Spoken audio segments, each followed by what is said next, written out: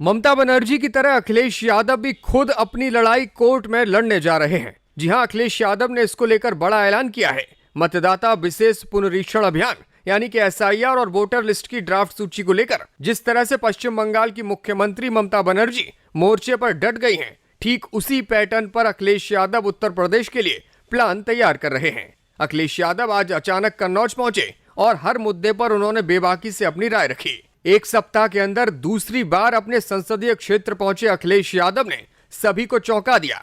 एक ओर अखिलेश यादव कन्नौज में मौजूद थे तो दूसरी ओर उनके लिए खाटू श्याम के दरबार में मन्नतें मांगी जा रही थीं। यूपी में पिछले कुछ वक्त से लगातार ब्राह्मण वोटर्स की नाराजगी का मुद्दा खड़ा हुआ है और इस बीच मनोज वाजपेयी की नई फिल्म को लेकर एक बार फिर से प्रदेश में सियासी संग्राम छिड़ता हुआ दिखाई दे रहा है। तमाम खबरों के बीच सपा के एक ऐसे सिपाही की तस्वीर भी आज सामने आई जिसे देखकर न सिर्फ अखिलेश यादव बल्कि सपा का हर कार्यकर्ता उन्हें श्रद्धांजलि अर्पित कर रहा है। चलिए एक एक करके आज की हर सियासी अपडेट पर बात करते हैं।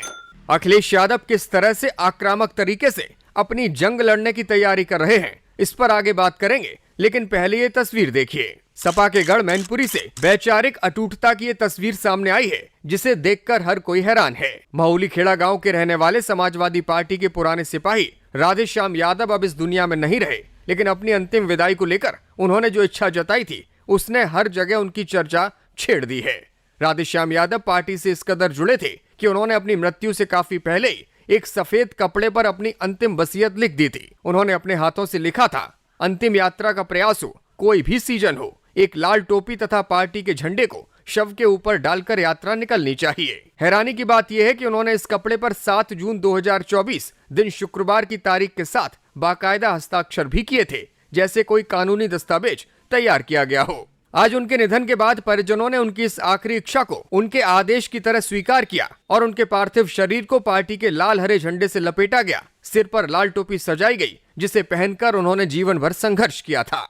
इस खबर से इतर महोबा से भी एक तस्वीर सामने आई जिसमें समाजवादी पार्टी के एक उत्साही युवा कार्यकर्ता ने अखिलेश यादव को मुख्यमंत्री बनाने के लिए अनोखी पैदल यात्रा शुरू की है। दरअसल सपा युवजन सभा के नगर सचिव अभिषेक शिवहरे ने 27 में अखिलेश यादव को मुख्यमंत्री बनाने की मन्नत लेकर खाटू श्याम के दरबार तक पैदल यात्रा शुरू की है। हारे का सहारा खाटू श्याम हमारा। मैंने संकल्प लिया है यहाँ से महोबा से खाटू श्याम पैदल यात्रा की और मैं सपा की सरकार बनाना चाहता हूँ। अभिषेक राजस्थान स्थित खाटू श्याम दरबार तक की 720 किलोमीटर की ये पैदल यात्रा 40 दिनों में पूरी करेंगे। उत्तर प्रदेश की सियासत में आज का दिन भी गहमा गहमी भरा रहा। योगी सरकार के मंत्री स्वतंत्र देव सिंह को बंधक बनाने वाले भाजपा विधायक को आज पार्टी के अध्यक्ष ने नोटिस भेज दिया। पार्टी के प्रदेश अध्यक्ष पहले ही ब्राह्मण विधायकों को नोटिस भेजकर सियासी सुर्खियों में छा चुके हैं और अब इस बार युवा और चर्चित लोध नेता को नोटिस भेजकर वो फिर से फंसते हुए दिखाई दे रहे हैं। यूपी भाजपा अध्यक्ष पंकज चौधरी ने ब्रजभूषण उर्फ गुड्डू राजपूत से 7 दिनों के अंदर मामले को लेकर जवाब मांगा है। हालांकि विधायक जी का कहना है कि अपनी जनता के लिए वो मंत्री क्या मुख्यमंत्री से भी भिड़ने को तैयार हैं। इस बीच उनके समर्थन में राजपूत और लोध समाज के युवा सोशल मीडिया पर बाकायदा कैंपेन भी चला रहे हैं। सियासत के बदलते मौसम को देखकर अखिलेश यादव लगातार सक्रियता दिखा रहे हैं। पिछले दिनों वो संसद सत्र को छोड़कर लखनऊ पहुंचे थे और एसआईआर प्रक्रिया में फार्म 7 के दुरुपयोग को लेकर उन्होंने बड़ा मुद्दा खड़ा किया था। आज अखिलेश यादव अचानक अपने संसदीय क्षेत्र कन्नौज पहुंच गए। पार्टी कार्यकर्ताओं से उन्होंने मुलाकात की और कई कार्यक्रमों में सहभागिता की। सपा विधानसभा चुनावों को लड़ने से पहले वोट बचाने की जंग लड़ने जा रही है। अखिलेश यादव भी ममता बनर्जी की तरह एक एक वोट बचाने के लिए मैदान में उतर रहे हैं। जरूरत पड़ने पर वो विधिक प्रक्रिया भी अपनाएंगे। उन्होंने पार्टी कार्यकर्ताओं को साफ संदेश दिया है कि विधानसभा चुनाव जीतना है तो पहले एसआईआर की धांधली को रोकना होगा, इस पूरी प्रक्रिया को जीतना होगा। कन्नौज पहुंचे अखिलेश यादव के काफिले को हाईवे पर एक महिला कार्यकर्ता ने रोक लिया। अपनी शिकायत को देने के लिए उसने कुछ इस अंदाज में अखिलेश यादव की गाड़ी रोकी।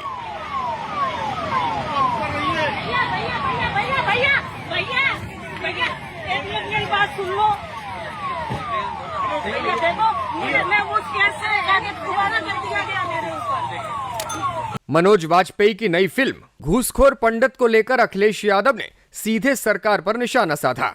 कई अन्य ब्राह्मण संगठन भी सरकार से सवाल पूछ रहे हैं। अखिलेश यादव ने कहा कि इस फिल्म को ओटीटी पर चलाने की परमिशन किसने दी? भाजपा ने ही तो दी है।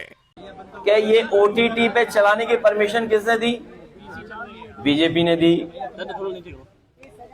ये बताइए, बीजेपी का ही ओटीटी है, सरकार जानती है क्या ओटीटी पे आ रहा है? अगर किसी ने कोई सीरियल बनाया है तो उसकी अनुमति तो ली होगी ना सरकार से। तो जब अनुमति सरकार से ली तो अनुमति सरकार ने कैसे दे दी? अब वो ये चाहते हैं कि आप पक्ष में बोलोगे तो फंस जाओगे, खिलाफ बोलोगे तो फंस जाओगे। एसआईआर को लेकर अखिलेश यादव ने युवाओं से कहा कि भाजपा के लोग नई पीढ़ी के वोट बढ़ने से घबराए हुए हैं, नौकरियां दे नहीं पा रहे, इसलिए वोटर लिस्ट में उलझाने की कोशिश है। ये बीजेपी के लोग नई पीढ़ी के लोगों से घबराए हुए हैं। नए पीढ़ी के लोगों से घबराए हुए इसलिए हैं कि नई पीढ़ी के लोग नौकरी चाहते हैं, अच्छी पढ़ाई चाहते हैं, और नई पीढ़ी के लोगों को सोशल मीडिया के माध्यम से, इंटरनेट के माध्यम से सब जानकारी होती है। इसलिए बीजेपी घबराई हुई है, नौकरी दे नहीं पा रही, रोजगार दे नहीं पा रही है। इसीलिए हमें आपको एसआईआर में वोटर लिस्ट में उलझाए हुए हैं, कभी वोट काटते हैं, कभी वोट जोड़ते हैं और अपने ही माध्यम से शिकायत करा देते हैं। मैंने कई लोगों को पकड़ा है जिन्होंने नकली साइन किए। अखिलेश ने जनता से वादा किया कि जितना काम हम लोग पिछली सरकार में कर चुके हैं उससे ज्यादा काम करने को आने वाले वक्त में हम तैयार हैं। जनता की सेवा करेंगे और जितना काम हम लोग कर चुके हैं इससे ज्यादा काम करने का काम हम लोग करेंगे। जनता चाहती इलाज सस्ता मिले, जनता चाहती बिजली सस्ता मिले, जनता चाहती उन्हें सड़कें अच्छी मिले, जनता चाहती नौकरी रोजगार मिले। उसके लिए हम लोग काम करते रहेंगे। लोकसभा में प्रधानमंत्री को खतरे वाली कहानी पर अखिलेश बोले कि प्रधानमंत्री जी को कोई खतरा नहीं है, बीजेपी ने खतरा पैदा कर दिया है देश के सामने। $500 मिलियन का व्यापार दूसरे देश को दे दिया है। प्रधानमंत्री को कोई खतरा नहीं हो सकता, प्रधानमंत्री जी को कोई खतरा नहीं है। बीजेपी ने खतरा पैदा कर दिया है देश के सामने। $500 बिलियन का व्यापार दे दिया, खेती बाड़ी दे दी। अखिलेश ने ऐलान किया कि भारतीय जनता पार्टी को हिंसा होने से फायदा होता है, इससे हमें सावधान रहना होगा। शासन खत्म हो गए, जैसे ही वहाँ पर फिर से हिंसा बढ़ती है। हिंसा इसलिए बढ़ गई कि बीजेपी को फायदा होता है हिंसा होने से। हम लोग पीडीए के लोग जागरूक लोग हैं, किसी की साजिश षड्यंत्र में फंसने वाले नहीं हैं और न इस्तेमाल होने वाले हैं।